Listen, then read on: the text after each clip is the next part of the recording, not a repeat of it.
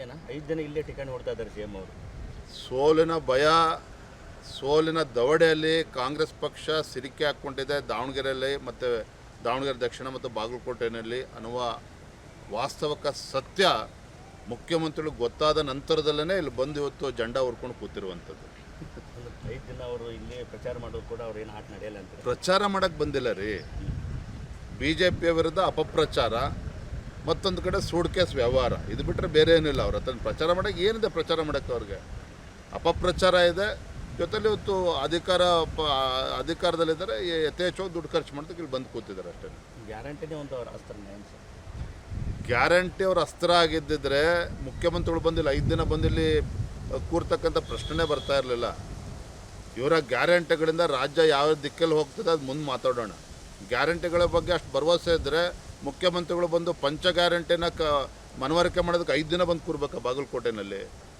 ಅದಕ್ಕೆ 15 ಜನ ಮಂತ್ರಿಗಳು ಬೇಕಾಗಾರೆ ಮುಖ್ಯಮಂತ್ರಿಗಳಿಗೆ.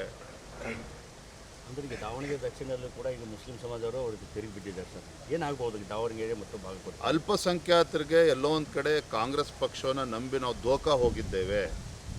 ನಮ್ಮನ್ನು ಕೇವಲ ವೋಟ್ ಬ್ಯಾಂಕ್ ಆಗಿ ನಮ್ಮನ್ನು ಬಳಕೆ ಮಾಡ್ಕೊಳ್ತಾ ಇದ್ದಾರೆ ವಿನ ಈ ಕಾಂಗ್ರೆಸ್ಸಿಂದ ನಮಗೆ ನ್ಯಾಯ ಸಿಗೋಲ್ಲ ಅನ್ನೋದು ವಾಸ್ತವಿಕ ಸತ್ಯ ಈಗ ಅವ್ರಿಗೆ ಅರ್ಥ ಆಗ್ತಾ ಇದೆ. ಅರ್ಥ ಆಗಿದೆ ಅಂತ ನಾನು ಹೇಳೋದಿಲ್ಲ. ಏನಾಗುತ್ತೆ ನೋಡೋಣ. 2 ಕಡೆ ನಾವು BJP ಗೆಲ್ಲುತ್ತೆ ಅನ್ನೋ ವಿಶ್ವಾಸ ನಾವಿದ್ದೇವೆ. ಧನ್ಯವಾದ. Thank you. ಇದಿಷ್ಟು BJP ರಾಜ್ಯಾಧ್ಯಕ್ಷರಾದಂಥ ವಿಜಯೇಂದ್ರ ಅವರ ಮಾತು. ಕ್ಯಾಮ್ರಾಮನ್ ಶಂಭು ಜೊತೆ ಸಂಜು ಪಾಂಡ್ರೆ, TV9 ಬಾಗಲಕೋಟೆ. ಸೋಲು ಭಯ ಇದೆಯಾ? 5 ಜನ ಇಲ್ಲೇ ಠಿಕಾಣಿ ಹೊಡ್ತಾ ಇದ್ದಾರೆ ಸಿಎಂ ಅವರು. ಸೋಲಿನ ಭಯ, ಸೋಲಿನ ದವಡೆಯಲ್ಲಿ ಕಾಂಗ್ರೆಸ್ ಪಕ್ಷ ಸಿರಿಕೆ ಹಾಕ್ಕೊಂಡಿದೆ ದಾವಣಗೆರೆಯಲ್ಲಿ ಮತ್ತು ದಾವಣಗೆರೆ ದಕ್ಷಿಣ ಮತ್ತು ಬಾಗಲಕೋಟೆಯಲ್ಲಿ ಅನ್ನುವ ವಾಸ್ತವಿಕ ಸತ್ಯ ಮುಖ್ಯಮಂತ್ರಿಗಳು ಗೊತ್ತಾದ ನಂತರದಲ್ಲೇ ಇಲ್ಲಿ ಬಂದು ಇವತ್ತು ಜೆಂಡಾ ಹೊರ್ಕೊಂಡು ಕೂತಿರುವಂಥದ್ದು. 5 ದಿನ ಅವರು ಇಲ್ಲಿ ಪ್ರಚಾರ ಮಾಡೋದು ಕೂಡ ಅವ್ರು ಏನು ಆಟ ನಡೆಯಲ್ಲ ಅಂತ. ಪ್ರಚಾರ ಮಾಡೋಕ್ಕೆ ಬಂದಿಲ್ಲ ರೀ. ಬಿ ಜೆ ಪಿಯ ವಿರುದ್ಧ ಅಪಪ್ರಚಾರ, ಮತ್ತೊಂದು ಕಡೆ ಸೂಡ್ ಕೇಸ್ ವ್ಯವಹಾರ, ಇದು ಬಿಟ್ಟರೆ ಬೇರೆ ಏನಿಲ್ಲ. ಅವ್ರ ಹತ್ರ ಪ್ರಚಾರ ಮಾಡೋಕ್ಕೆ ಏನಿದೆ? ಪ್ರಚಾರ ಮಾಡೋಕ್ಕೆ ಅವ್ರಿಗೆ ಅಪಪ್ರಚಾರ ಇದೆ. ಜೊತೆಲಿ ಇವತ್ತು ಅಧಿಕಾರದಲ್ಲಿದ್ದಾರೆ, ಯಥೇಚ್ಛವಾಗಿ ದುಡ್ಡು ಖರ್ಚು ಮಾಡೋದಕ್ಕೆ ಇಲ್ಲಿ ಬಂದು ಕೂತಿದ್ದಾರೆ ಅಷ್ಟೇ. ಗ್ಯಾರಂಟಿನೇ ಒಂದು ಅವ್ರ ಅಸ್ತ್ರ ಸರ್. ಗ್ಯಾರಂಟಿ ಅವ್ರ ಅಸ್ತ್ರ ಆಗಿದ್ದಿದ್ರೆ ಮುಖ್ಯಮಂತ್ರಿಗಳು ಬಂದಿಲ್ಲ, 5 ದಿನ ಬಂದಿಲ್ಲಿ ಕೂರ್ತಕ್ಕಂಥ ಪ್ರಶ್ನೆ ಬರ್ತಾ ಇರಲಿಲ್ಲ. ಇವರ ಗ್ಯಾರಂಟಿಗಳಿಂದ ರಾಜ್ಯ ಯಾವ ದಿಕ್ಕಲ್ಲಿ ಹೋಗ್ತದೆ ಅದು ಮುಂದೆ ಮಾತಾಡೋಣ.